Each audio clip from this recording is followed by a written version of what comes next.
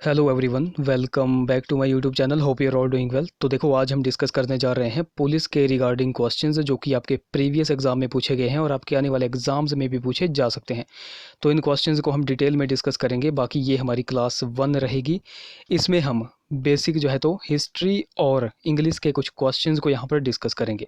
बाकी जैसे जैसे आगे क्लास बढ़ती जाएगी, जैसे कल क्लास 2 आएगी तो उसमें हम जियोग्राफी और कुछ पॉलिटी के क्वेश्चंस को डिस्कस कर लेंगे। जैसे उसके बाद क्लास 3 आएगी, उसमें हम हिंदी इंग्लिश दोनों का मिक्सअप जो है तो क्वेश्चंस को डिस्कस कर लेंगे। तो इसी तरह से जो है तो ये सीरीज़ आगे चलेगी।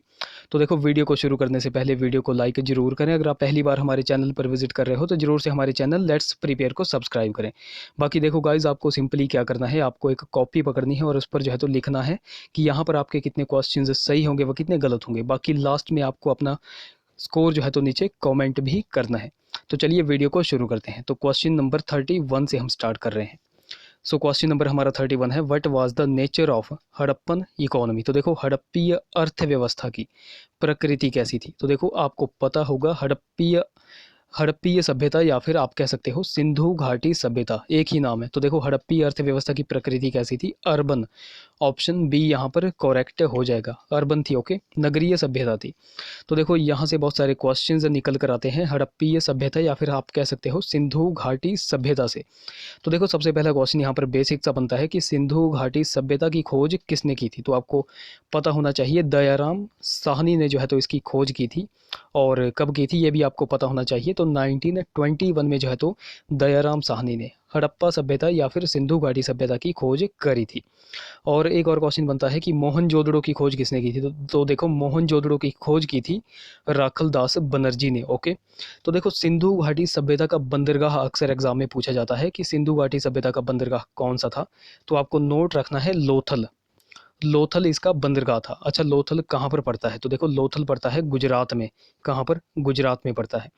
सिंधु घाटी सभ्यता जो है तो कितने क्षेत्रफल में फैली हुई थी, ये भी क्वेश्चन जो है तो अक्सर एग्जाम में बनता है। सिंधु घाटी सभ्यता कितने क्षेत्रफल में फैली हुई थी। तो आपको नोट रखना है 13 लाख वर्ग किलोमीटर क्षेत्रफल में यह फैली हुई थी। 13 लाख वर्ग किलोमीटर क्षेत्रफल में यह फैली हुई थी। अच्छा, मैंने अभी आपको मोहनजोदड़ो के बारे में भी बताया कि उसकी खोज करी थी राखल दास बनर्जी ने। तो यहाँ पर एक क्वेश्चन बनता है, मोहनजोदड़ो और हड़प्पा को जुड़वा राजधानी कहते हैं। ये पहले आपको पॉइंट नोट होना चाहिए। जुड़वा राजधानी किसको कहा जाता है और किस किसे कहा जाता है। तो देखो, जुड़वा राजधानी कहा जाता है मोहनजोदड़ो और हड़प्पा को। अच्छा, ये जो जुड़वा राजधानी कहा जाता है ये किसने कहा था, यानी कि आपसे क्वेश्चन पूछा जाएगा मोहनजोदड़ो और हड़प्पा को जुड़वा राजधानी किसने कहा था। तो देखो, ये कहा था पिग्गट। किसने कहा था, पिग्गट। आपको नोट रखना है, पिग्गट ने जो है तो मोहनजोदड़ो और हड़प्पा को जुड़वा राजधानी कहा था। किसने कहा था, पिग्गट ने। तो देखो, इन सारे के सारे पॉइंट्स को आपको नोट रखना है, हर बार एग्जाम में पूछे गए हैं। क्वेश्चन नंबर 32 की बात करें, which among the following Vedas is regarded as a non Aryan work.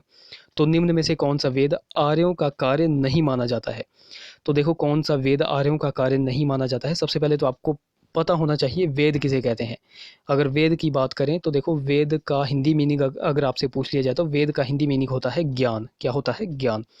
और यहाँ पर आर्य लिखा गया है, आर्य भी यहाँ पर लिखा गया है। आर्य का मतलब क्या होता है, आर्य हम किसे कहते हैं। आपने अक्सर एग्जाम में अक्सर जो है तो सुना होगा, आर्यों ने वैसा कर दिया, आर्यंस आए थे। तो आर्य किसे कहते हैं। तो देखो, आर्य कहते हैं श्रेष्ठ लोगों को। किन्हें कहते हैं, श्रेष्ठ लोगों को जो है तो आर्य कहते हैं। श्रेष्ठ लोग कौन से हो गए, श्रेष्ठ लोग जो पढ़े लिखे होते थे। ओके, तो श्रेष्ठ लोगों को आर्य कहते हैं। और वेद का अर्थ होता है ज्ञान। तो देखो, आप क्वेश्चन को बिल्कुल डीपली पढ़ो, निम्न में से कौन सा वेद आर्यों का कार्य नहीं माना जाता है। तो देखो, ये नहीं माना जाता है अथर्ववेद। ऑप्शन यहाँ पर सी करेक्ट होगा।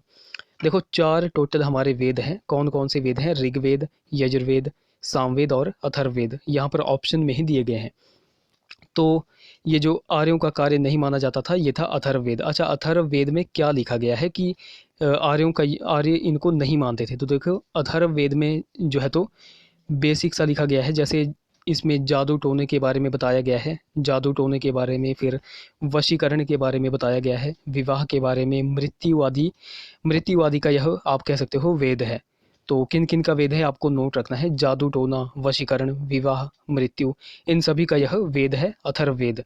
तो कौन सा वेद आर्यों का कार्य नहीं माना जाता था? तो option C Atharvaveda, option C यहाँ पर करेक्ट हो जाएगा। आई होप आपको क्वेश्चन समझ में आ गया होगा। अगले क्वेश्चन की बात करें, क्वेश्चन नंबर हमारा 33 है। The earliest school of Indian philosophy is, तो भारतीय दर्शन शास्त्र की सबसे प्राचीन विचारधारा कौन सी थी? तो देखो, भारतीय दर्शन शास्त्र की सबसे प्राचीन विचारधारा कौन सी थी? तो ये थी सांख्य, ऑप्शन यहाँ पर डी करेक्ट हो जाएगा।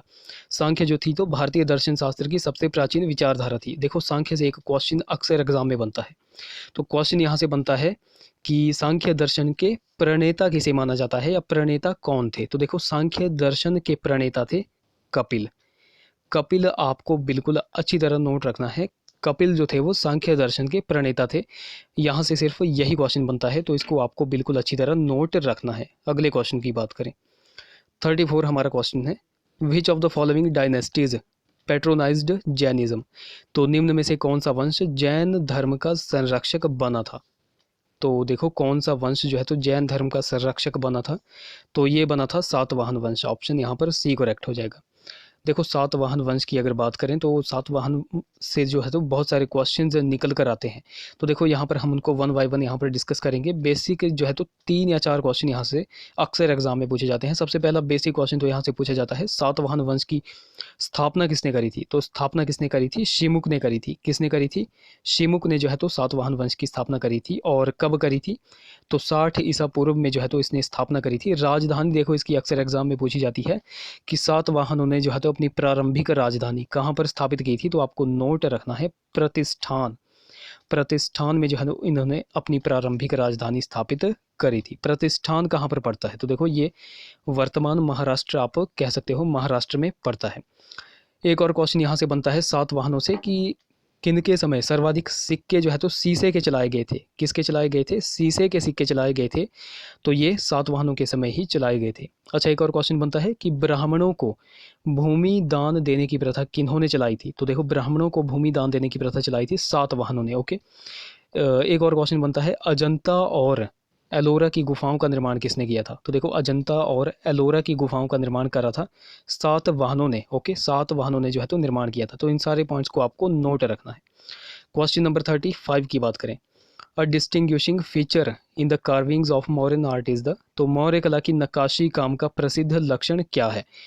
तो देखो गाइज, यहाँ पर मैं जो आपको आंसर्स बता रहा हूँ ये ऑफिशियल आंसर की से ही मैच करके बता रहा हूँ। लेकिन इस वाले क्वेश्चन की अगर बात करें तो इस वाले क्वेश्चन में जो है तो ऑफिशियल आंसर की के अकॉर्डिंग ऑप्शन बी यहाँ पर करेक्ट है, एनिमल फिगर, यानी कि जानवरों की आकृति।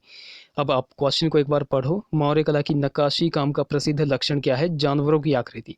तो देखो, अकॉर्डिंग टू ऑफिशियल आंसर की जो है तो ऑप्शन बी यहाँ पर करेक्ट होगा। बट अकॉर्डिंग टू मी, अगर मैं अपने तरीके से बात करूं, यानी कि मैंने भी पढ़ रखा है कि मौर्य कला की नक्काशी काम का प्रसिद्ध लक्षण क्या है, तो ये स्तंभ या पिलर हो जाएगा। ऑप्शन यहाँ पर डी करेक्ट हो जाएगा। बाकी अगर आप गूगल पे भी ट्राई करोगे, गूगल पे भी इसको सर्च करोगे, तो यहाँ पर ऑप्शन डी ही करेक्ट दिया गया है।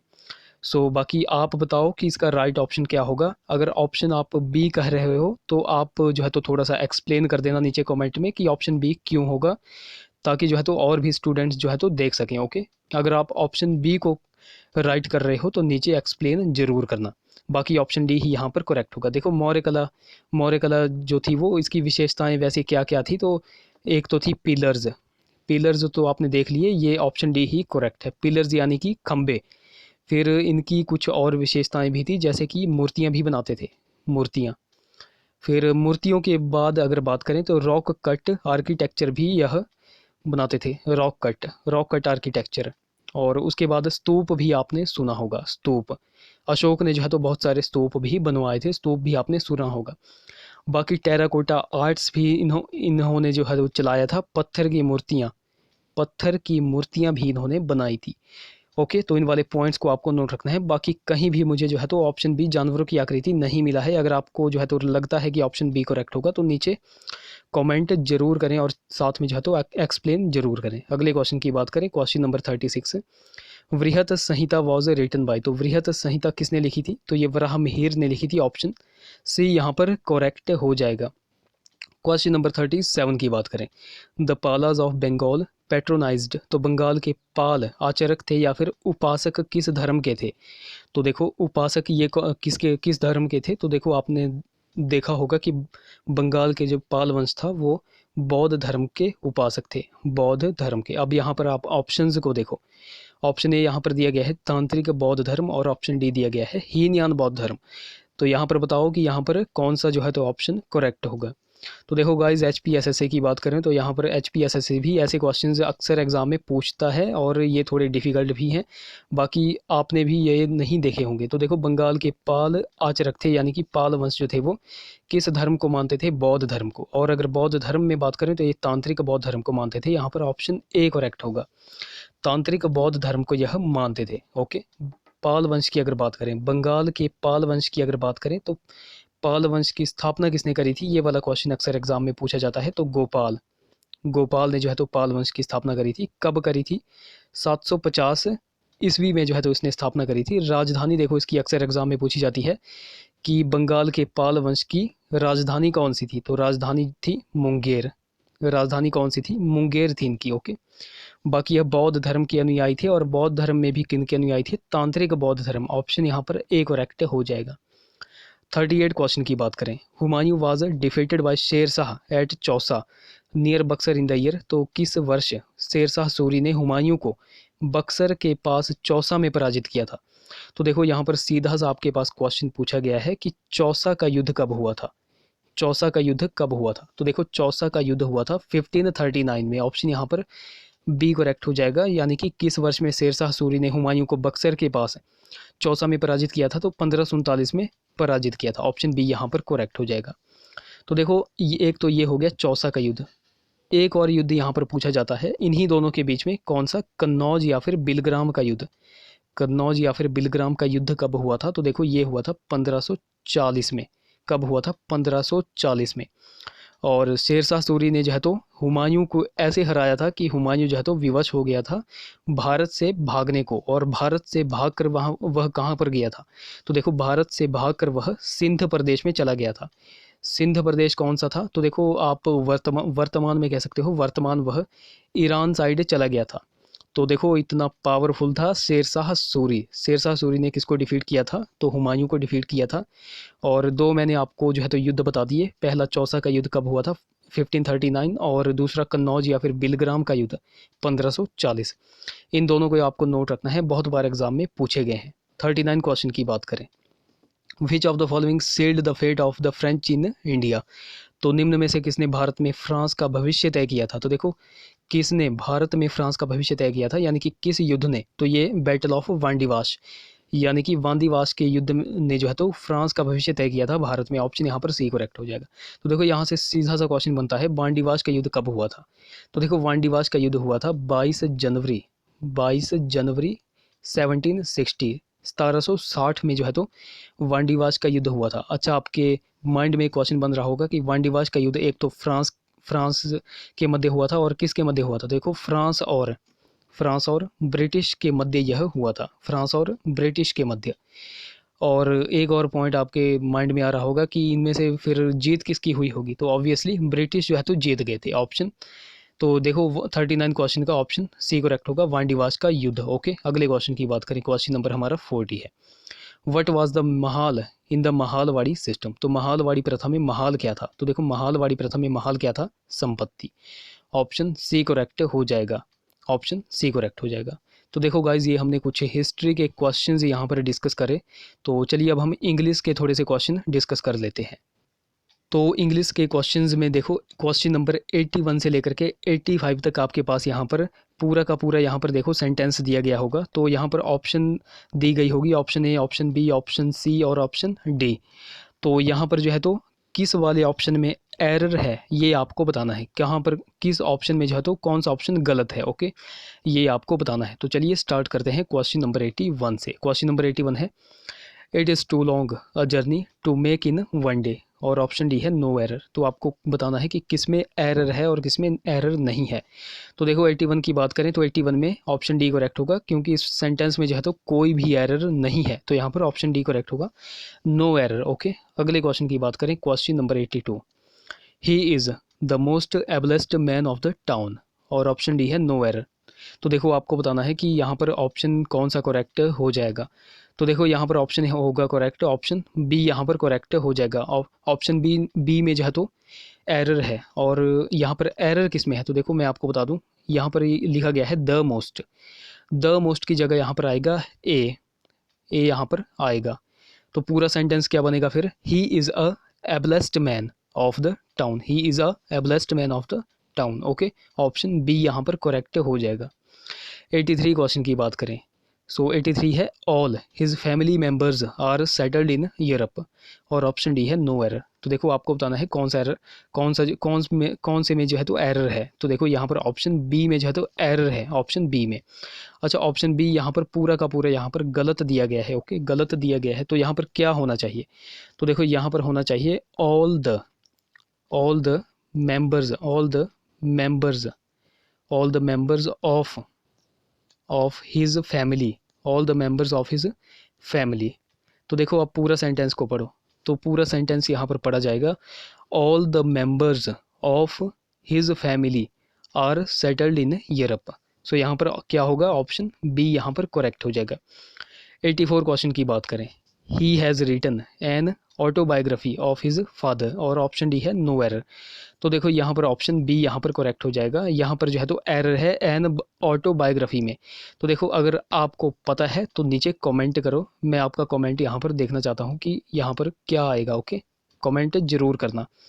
85 क्वेश्चन की बात करें, बाकी अगर आपको पता नहीं होगा तो आप नीचे कमेंट में लिख देना कि मुझे नहीं पता है, आप बता दो तो मैं आपको बता दूंगा कि यहाँ पर क्या आएगा। ओके, 85 क्वेश्चन की बात करें, 85 क्वेश्चन है unless you do not labour hard you will not पास, और ऑप्शन डी है नो एरर। तो देखो किस सेंटेंस में एरर है, तो यहाँ पर ऑप्शन यहाँ पर ए में जो है तो एरर है, ऑप्शन ए में यहाँ पर एरर है।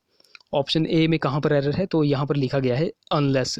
तो देखो अनलेस की जगह यहाँ पर सिंपल जो है तो इफ़ आएगा। क्या आएगा, if you do not labour hard you will not पास। पूरा सेंटेंस एक बार आपको पढ़ लेना है अच्छे से। पूरा सेंटेंस हम पढ़ लेते हैं, if you do not labour hard you will not pass. So 85 में ऑप्शन ए यहाँ पर करेक्ट हो जाएगा, ऑप्शन ए करेक्ट होगा। अच्छा चलो 5 क्वेश्चन और यहाँ पर हम डिस्कस कर लेते हैं। 5 क्वेश्चन 86 से लेकर के 90 तक आपके पास जो है तो फिल इन द ब्लैंक्स दिए गए हैं।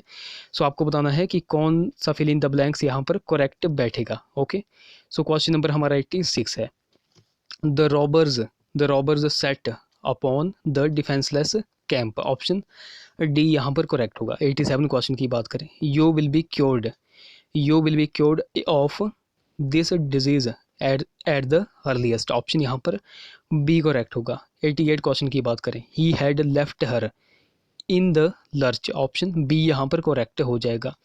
नेक्स्ट है 89, hardly had I reached home when it started raining, option यहाँ पर डी करेक्ट हो जाएगा। अच्छा 90 क्वेश्चन बहुत ज़्यादा इंपॉर्टेंट है। अगर देखो ये मैं आपसे पूछता हूँ, he is one of the best dash in the class, यहाँ पर क्या ऑप्शन आएगा। तो देखो बहुत सारे बच्चे यहाँ पर ऑप्शन ए जो है तो करेक्ट कर देंगे, बट यहाँ पर ऑप्शन ए गलत है। ऑप्शन ए क्या है, गलत है। यहाँ पर हो जाएगा ऑप्शन बी यहाँ पर करेक्ट होगा। अच्छा ऑप्शन बी ही क्यों करेक्ट होगा, आप ये नीचे कमेंट करो। अगर आपको नहीं आता है तो मैं नीचे फिर बता दूंगा। ओके, ऑप्शन यहाँ पर बी करेक्ट होगा। तो गाइज़ ये थे हमारे कुछ क्वेश्चंस। आई होप वीडियो आपको इन्फॉर्मेटिव लगी होगी। अगर वीडियो अच्छी लगी होगी तो ज़रूर से इस वीडियो को लाइक करें, शेयर करें, चैनल को सब्सक्राइब करें, साथ में बेल आइकन को ज़रूर दबाएं। बाकी ये सीरीज़ अब कंटिन्यू रहेगी। सो चलिए अब फिर मिलते हैं अगली वीडियो में। Till then take care.